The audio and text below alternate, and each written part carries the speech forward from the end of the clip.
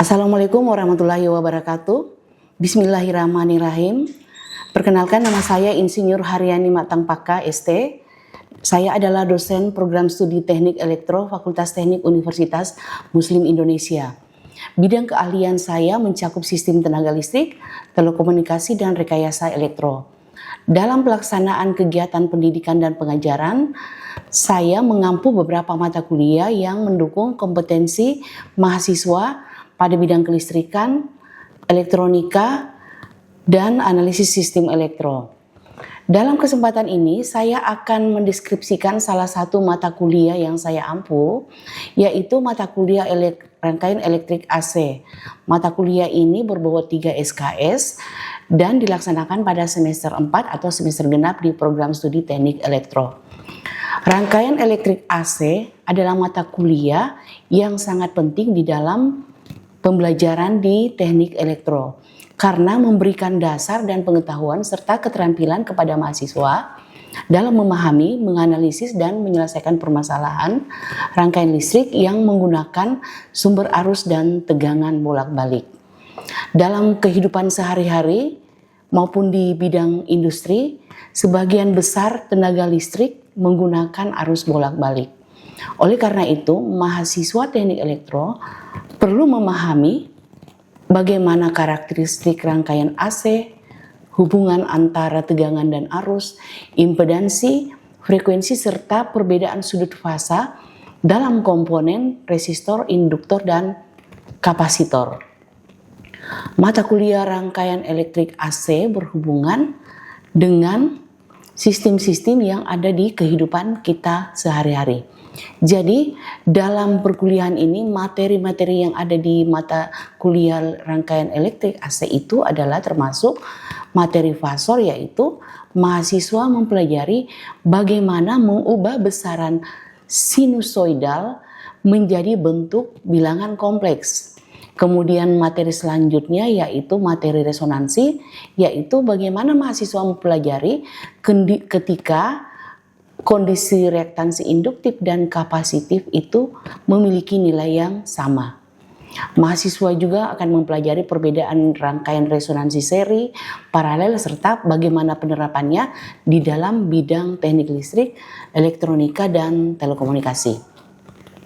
Untuk materi yang selanjutnya yaitu rangkaian kopling magnetik, mahasiswa mempelajari hubungan antar kumparan, induktansi, dan induktansi bersama. Jadi akan dibahas bagaimana pengaruh arah kumparan terhadap tegangan induksi.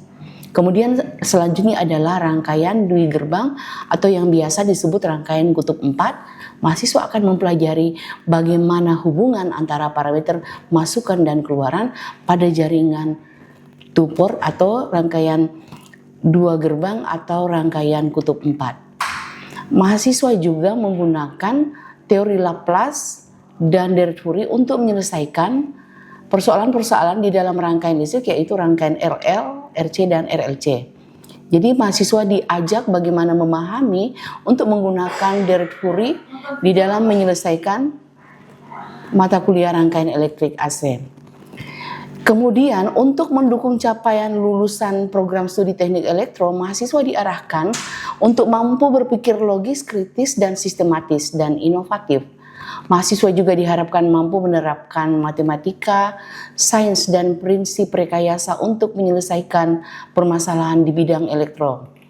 Capaian pembelajaran mata kuliah diharapkan mahasiswa mampu menerapkan dan menjelaskan bagaimana konsep kegunaan rangkaian elektrik AC, bagaimana mereka memilih metode untuk penyelesaian perhitungan secara sistematis dan memilih rumus yang benar untuk digunakan di dalam menyelesaikan rekayasa elektro dengan menggunakan konsep rangkaian elektrik AC. Referensi yang saya gunakan di dalam pengajaran yaitu buku Rangkaian Listrik 1 karya Muhammad Ramdhani dan William Hyatt, dan juga ada beberapa buku ajar lainnya. Proses pembelajaran yang dilaksanakan itu secara aktif, interaktif, dan berpusat kepada mahasiswa. Metode yang saya gunakan dalam pembelajaran ini yaitu meliputi ceramah interaktif, tutorial, tanya jawab, demonstrasi, dan ada tugas serta presentasi mahasiswa di dalam kelas. Interaksi pembelajaran ini dilakukan dengan diskusi, kemudian kerja soal bersama, dan tugas bersama. Jadi kegiatan ini sangat membantu saya untuk mengetahui tingkat pemahaman mahasiswa, sekaligus bagaimana mereka berpikir kritis dalam pemecahan masalah dan dalam menyelesaikan rekayasa elektro yang berhubungan dengan rangkaian elektrik AC. Perkuliahan dilaksanakan sebanyak 16 kali pertemuan, 16 pekan pertemuan. Pekan pertama sampai pekan ke-7 itu membahas tentang fasor, rangkaian gandeng magnetik, rangkaian dui gerbang, resonansi. Kemudian pada pertemuan ke-8 itu adalah ujian tengah semester. Pertemuan 9 sampai pertemuan ke-15 itu membahas bagaimana solusi analisis rangkaian elektrik AC dengan menggunakan metode Laplace dan Dirac-Fourier. Dan untuk pertemuan ke-16 itu adalah ujian akhir semester. Di dalam perkuliahan ini mahasiswa diberi nilai berdasarkan beberapa komponen, yaitu ada nilai kehadiran, kemudian sikap dan keaktifan, nilai ujian akhir semester, nilai tugas, dan nilai ujian tengah semester. Pada saat awal perkuliahan, saya telah menyampaikan bagaimana proses penilaian agar transparan kepada mahasiswa, agar mahasiswa paham bahwa mereka bukan hanya lulus karena nilai akhir dari ujian mereka, tetapi mereka harus paham, mereka sudah harus mampu menganalisa masalah-masalah di dalam rangkaian elektrik AC yang berhubungan dengan rekayasa elektro dan mampu menginterpretasikan hasil analisis yang mereka bisa kerjakan. Demikian pemaparan singkat saya ini untuk mata kuliah rangkaian elektrik AC yang saya ampu.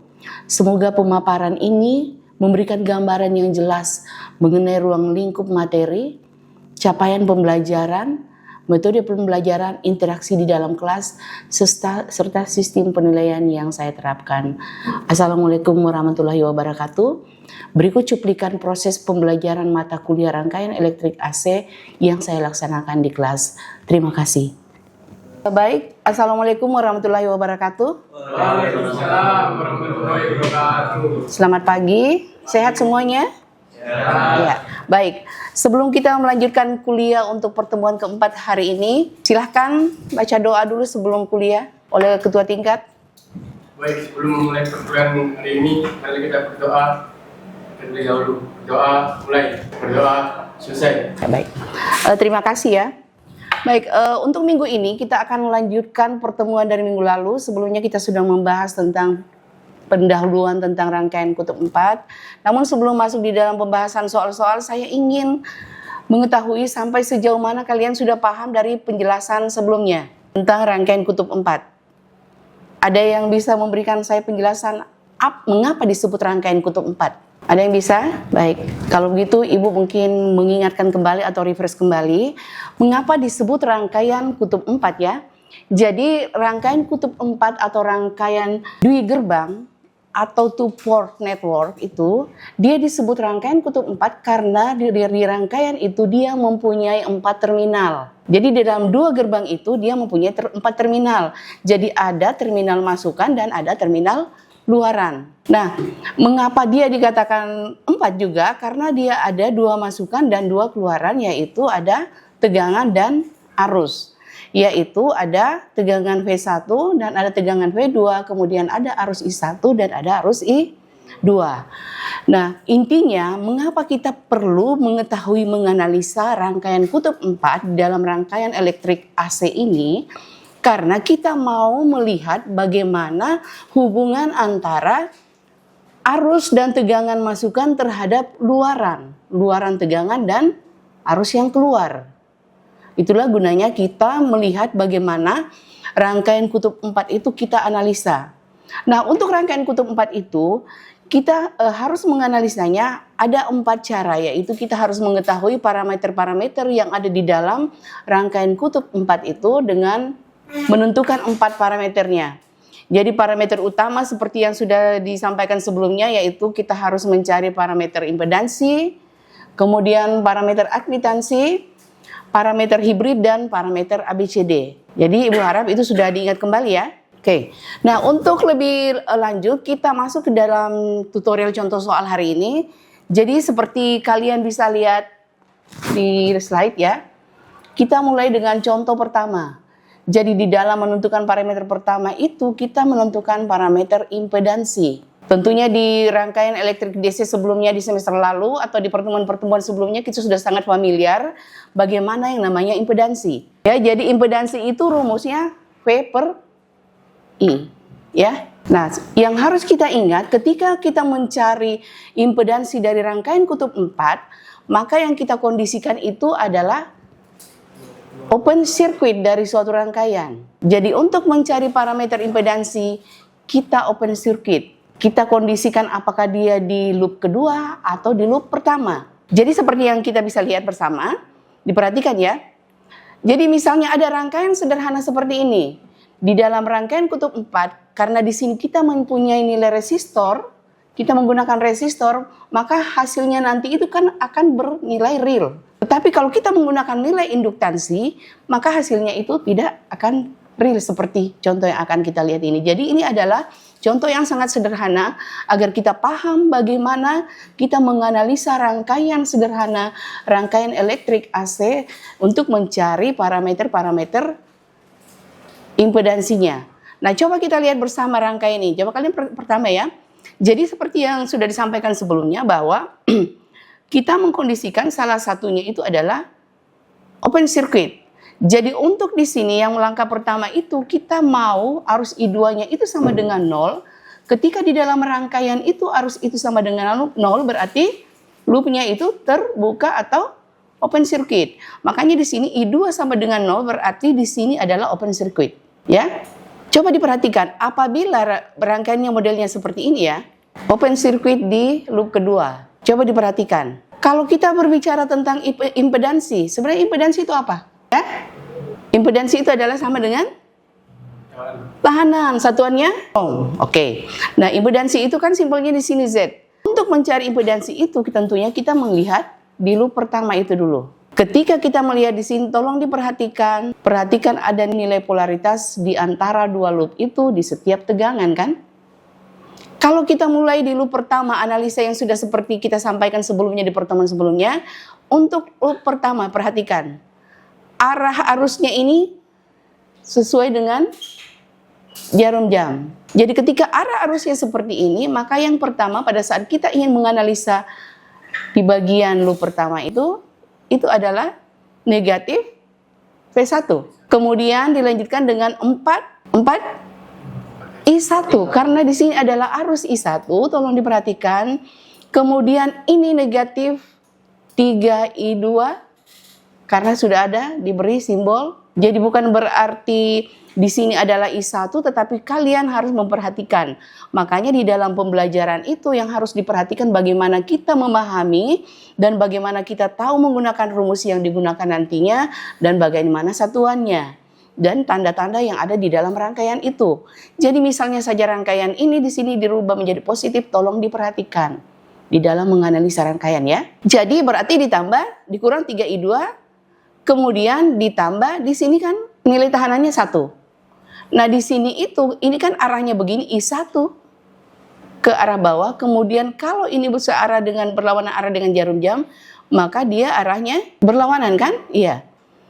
Dia sama dengan arah yang ini ke bawah, kemudian ini sama, tetapi kalau dia misalnya kita putar berarti dia berlawanan arah jarum jam, maka kalian juga harus memperhatikan bahwa tandanya itu harus diperhatikan. Oleh karena itu di sini adalah 1 dikali arusnya itu adalah searah berarti I1 ditambah I2.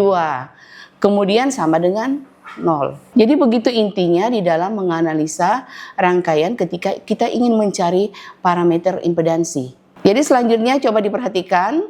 Setelah kita mengetahui persamaan di keduanya ya.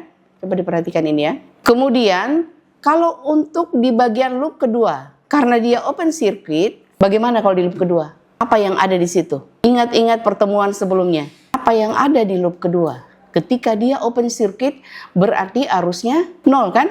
Jadi persamaannya menjadi, coba dilihat. Persamaannya menjadi bagaimana? Coba. Ingat pertemuan sebelumnya? Negatif V2 Ya. ditambah Iya, karena kita mulai ketemu dengan negatif P2 ditambah dengan 1 1 I2 I.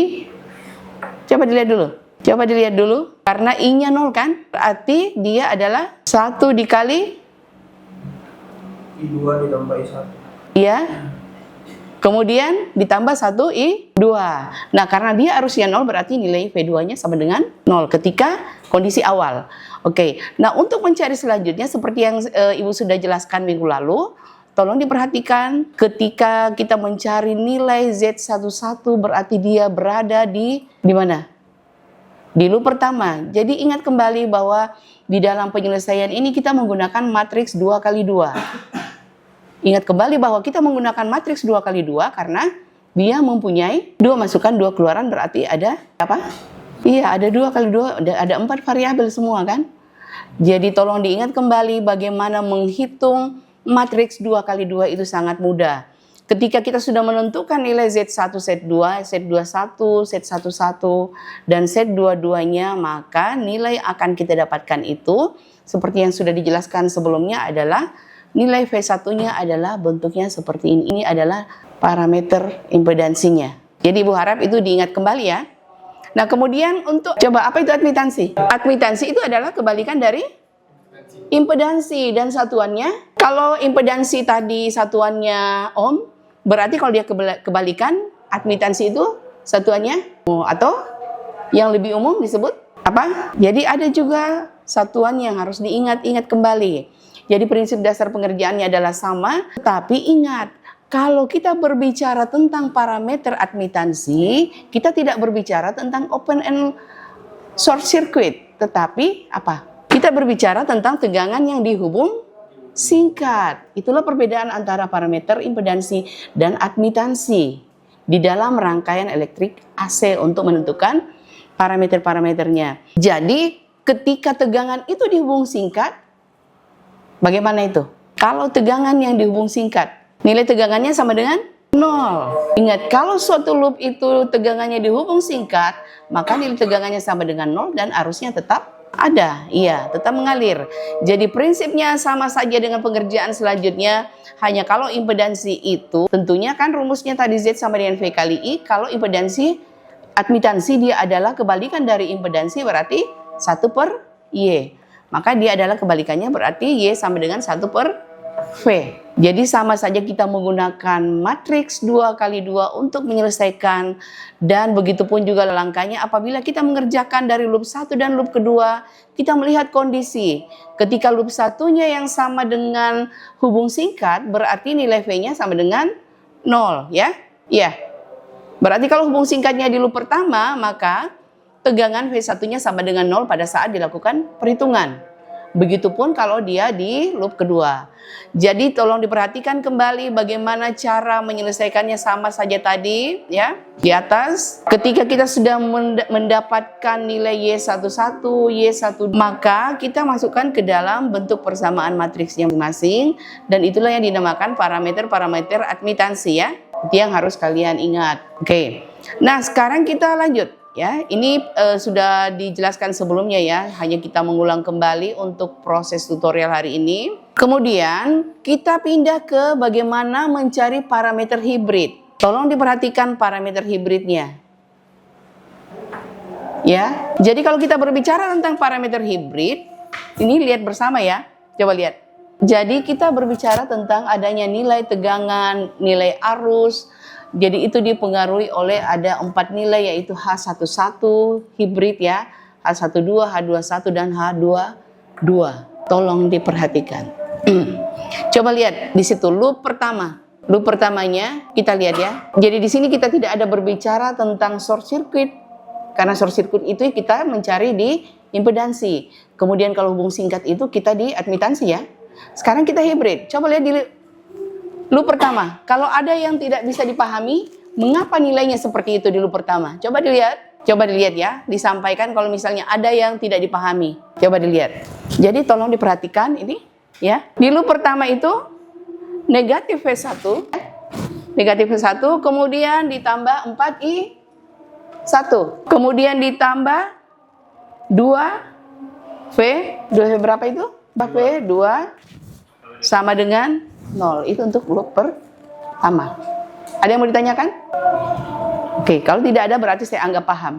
Kemudian perhatikan loop selanjutnya. Coba. Loop selanjutnya, coba negatif V2 ditambah 2 dikali apa? Iya, dikurang 3I1. Nah, karena arahnya berlawanan. Coba diperhatikan. Jadi dalam mengerjakan soal jangan selalu berpikir dengan arah yang sama yang ada di contoh soal. Bisa saja soalnya itu akan berubah-ubah tiap saat. Maka itulah diharapkan kita mampu menganalisa dari soal yang diberikan ya. Nah, coba sudah tepat kan?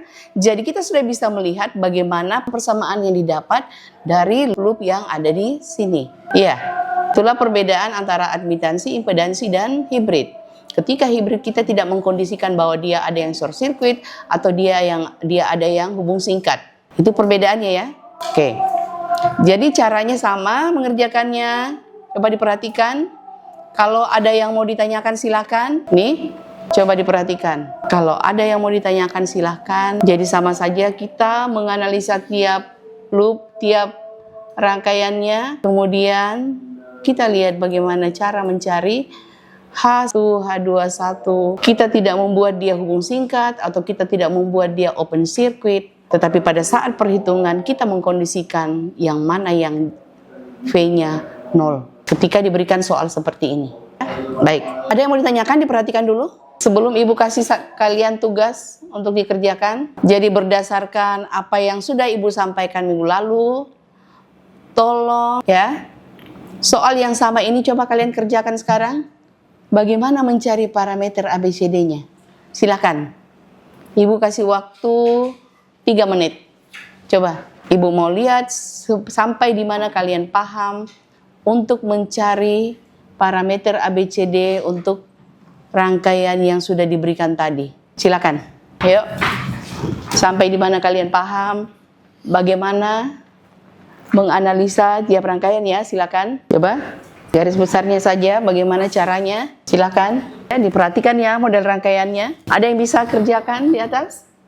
Iqbal mungkin? Iqbal? Ya, silakan. Untuk mencari berdasarkan model rangkaian yang tadi, coba cari parameter ABCD-nya. Atau Adit, siapa yang bisa? Coba dianalisa. Ibu beri waktu 2 menit lagi. Dengan model rangkaian yang sama, silahkan cari parameter ABCD berdasarkan apa yang kita sudah bahas minggu sebelumnya. Sudah? Bisa? Coba Iqbal. Silahkan. Di sana.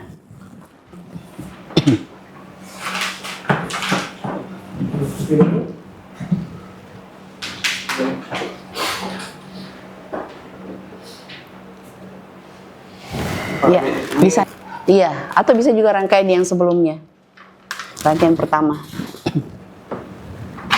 Silakan. Tulis dulu baru dijelaskan.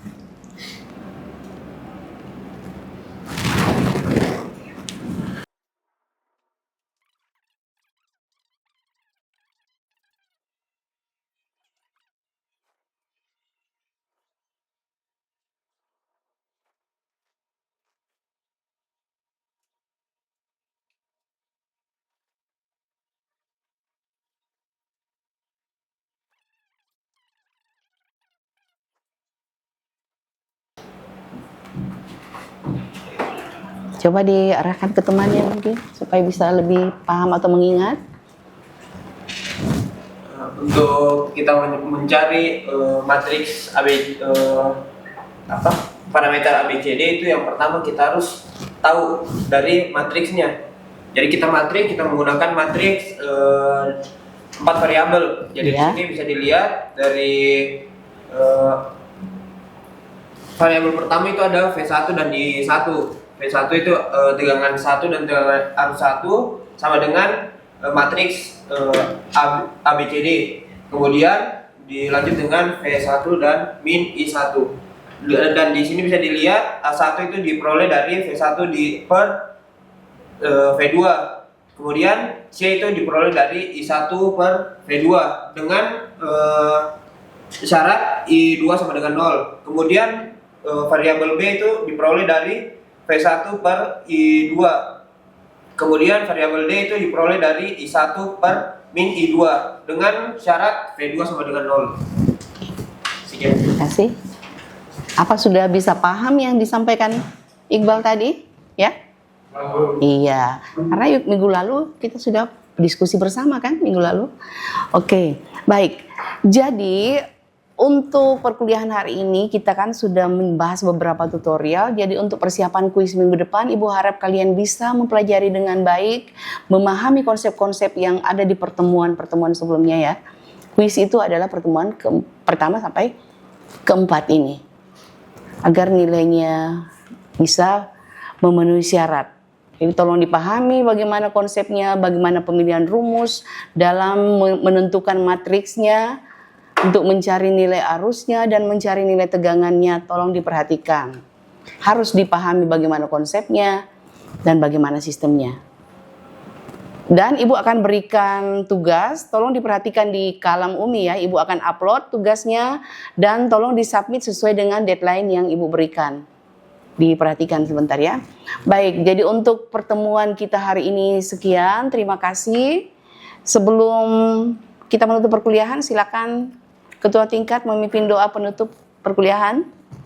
Baik, sebelum meninggalkan ruangan ini, marilah kita berdoa dulu. Semoga apa yang kita dapat bisa bermanfaat ke depannya. Doa mulai.